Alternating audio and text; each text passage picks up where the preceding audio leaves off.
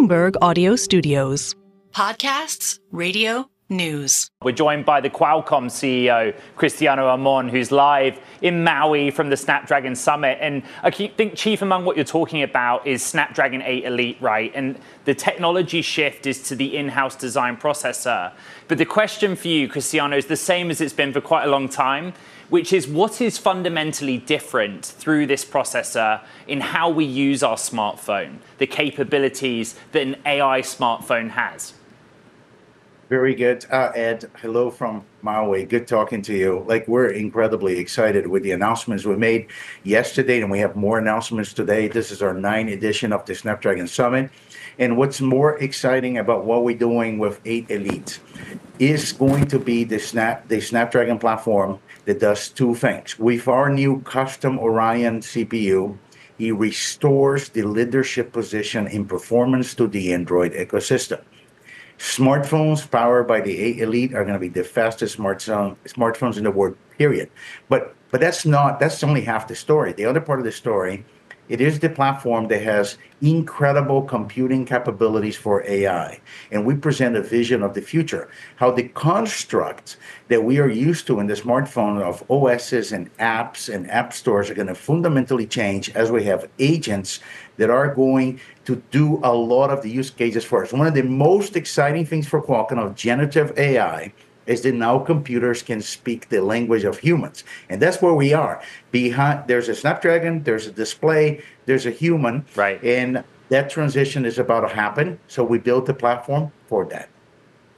The forecasters, Cristiano, see the smartphone market growing, driven by Android. And what surprised me about this generation of processor is you get them into handsets quite quickly.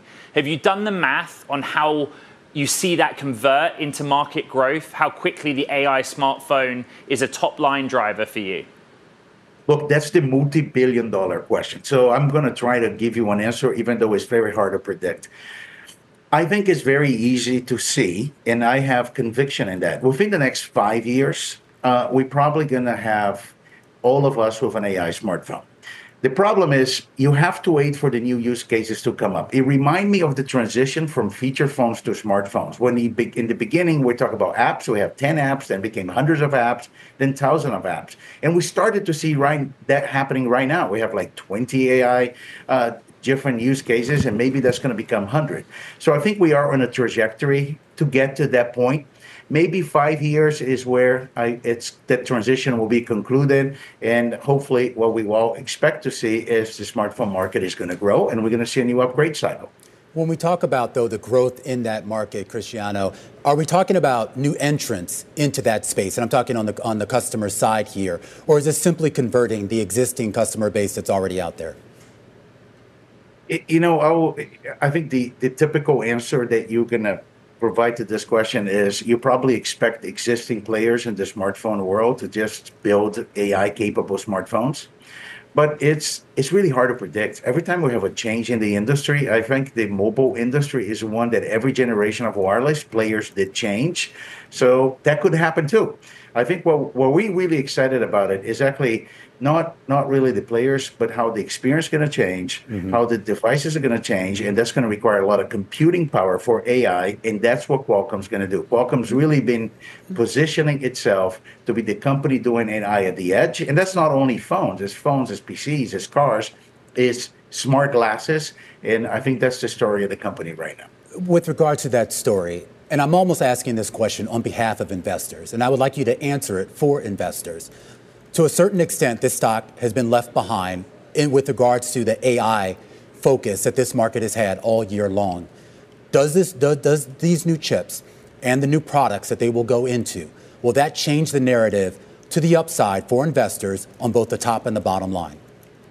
Look, I have a slightly different opinion. If you look where the valuation of the company is right now, we're starting to get credit for the fact that we created new growth markets for Qualcomm beyond handsets. The stock had a lower multiple in the past because most of our revenue, and it's still a number one business, is mobile, and mobile was not growing. But what we have done is something different. We realized there are new end markets for our technology. and we build an automotive position. I think the Snapdragon digital chassis now is the key asset for the industry in automotive. We have a $45 billion contracted pipeline. 1/3 of that is ADAS and autonomy. We enter the PC space in the transition of PC to Microsoft Pilot Plus AIs, and we're going to start building industrial. So actually, we have been building new business for Qualcomm, and that has had a positive impact on our multiple. With that, this AI transition is about to happen from the data center to the edge, and we're just preparing ourselves for that.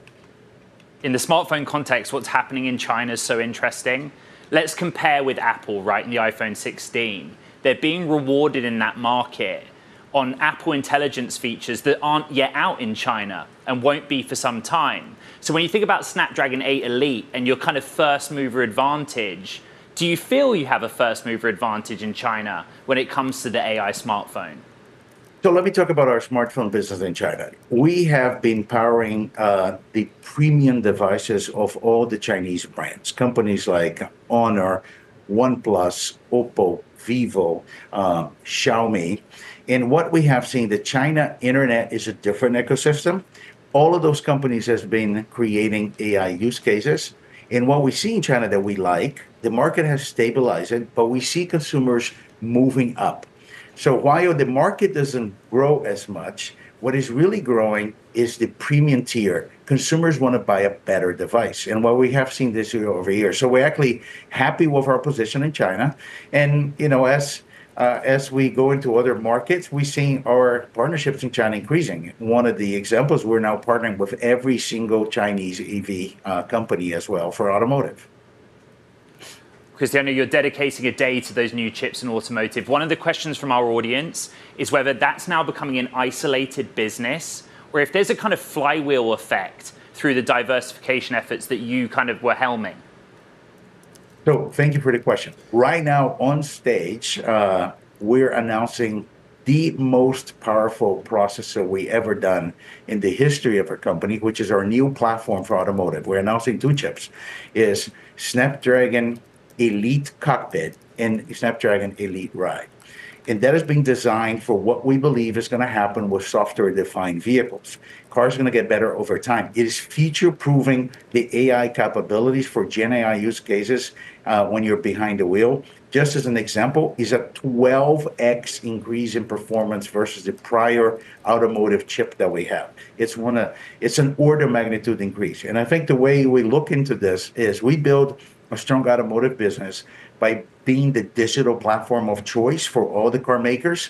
Now we wanted to future-proof that platform for the future Gen AI use cases running on cars at the edge. I've got to ask you the tough question here, Cristiano, and that's really about your ambitions to grow this company and expand it through acquisition. Of course, you've seen the media reports about your interest, your presumed interest in Intel. Do you have any intent on pursuing that deal anytime this year? Lately, I'm getting this question all the time. Look, we don't comment on rumors, but let me tell you what we're actually busy doing. What we're busy doing is we have a unique opportunity for Qualcomm for the PC space. We saw the entry point driven by 2 transitions. One transition is mobile PC conversions. The other one is PC becoming an AI platform with the Microsoft launch of Copilot Plus. So what we did, we built the fastest processor platform, which is X Elite. And right now, it is still the fast performing processor. Both the incumbents in the PC, based on our announcement, created new products and accelerated the new products to compete with us, and that wasn't enough. So we see now an incredible opportunity for us in the PC, and especially as PC makers have questions about their future, they look at Qualcomm as a great player. Cristiano, the interest on the whole Intel story was because you made progress on your own, ARM-based processors, Qualcomm processors, so why x86? Just give yourself a score out of 10 on how you did on AI PC so far. Look, given the amount of skepticism that we got about people telling we will not succeed in PCs and would not be able to compete, I'll give us a very high grade. And the platform design traction is awesome. We launched 22 different laptops across all bands, Dell, HP, Lenovo, Asus, Acer, Samsung, and we continue to see design traction, especially as Microsoft prepares a transition for Windows to an AI. And one thing that we were tasked by Microsoft to do, and we did it, we restored the performance leadership of computing back to the Windows ecosystem. That's a great testimony of, I think, the Qualcomm engineering capability and our focus in growing this business. There would certainly be a complement, though, to getting at least some part of Intel's business, whether it's the programmable chip division, which we already know that Intel has plans to try to spin off, and other aspects of that as well. Do you see a complement there at all? Look, it's important to understand the Qualcomm strategy, and we have been very clear about that. Our strategy is pretty simple. We define our company. We have three assets: everything wireless connectivity, and we take pride in being the number one in cellular and Wi-Fi on everything wireless, high performance, low power compute, and artificial intelligence for the edge. And what we did, we applied those three technologies to all markets that are growing, and we could leverage our technology for phones. So we went from phones to cars to the PCs, and now industrial. And that has been part of our strategy. We did all organically with some of the small acquisitions. We feel we have a very competitive roadmap, and we're thinking about the new. What is the new innovation that is coming for those markets? And that's what we're driving. I will remain focused on that. Cristiano, the Qualcomm of today is very different to the one that I first met 6 years ago. When I speak to investors and analysts, they do worry about kind of billions of dollars of lost revenue, particularly with key customer Apple and modem. But the question I get a lot for you is whether these kind of newer business lines, Snapdragon 8 Elite, the automotive side, account for, make up for some of that lost legacy business going forward from 2025. Look, I love answering this question because, that has been the story of Qualcomm of the past. Every investor saying, look, you have the best modems in the world. You have a very strong position with Apple, but, they're eventually going to do their own modem, going to lose this business. So we took a completely different approach. When I became CEO, I had an investor day in 2021, and we said they're going to be that revenue is going to be removed from the model. And we are going to be creating new growth markets for Qualcomm, and we have a much bigger SAM opportunity than we have with mobile. We're just executing on this, and the results are showing. Look, $45 billion of contracted pipeline in automotive is not a small number. And you have seen in our earnings results, automotive has been record quarter over quarter because we're gaining share. That's the reason we are getting to the PC. That's the reason we're getting to industrial, because at the end of the day, it's not only about this one customer revenue, whether we have it or we don't have it. Yeah. It's actually, can we operate in growth markets and expand the company's SAM? And that's what we're doing. And this is exactly what we've heard from investors, exactly what we've heard from analysts. They want to see that diversification. And just to be fair, Cristiano, they've given you a lot of pats on the back so far. There's still a long way to go. And I do want to circle, as we end this conversation, back to the automotive space, because we've been focusing a lot on that today on this show. And there are concerns here that we've sort of reached some sort of bump in the road with the adoption of new vehicles, whether it's EVs or autonomous vehicles, or really just vehicles that are much more sort of technologically inclined. Where do you fit into that space longer term? Is that going to be a bigger market? And more importantly, is it going to be a bigger market for Qualcomm? Very good. So, look, Romain, one of the unique things of our automotive business, we are kind of immune to that. Our position is not dependent on electrification or internal combustion. Our position is not really dependent of the shifts that you have in share across different companies. Because what we have done, we saw the cars are going to become digital computers on wheels.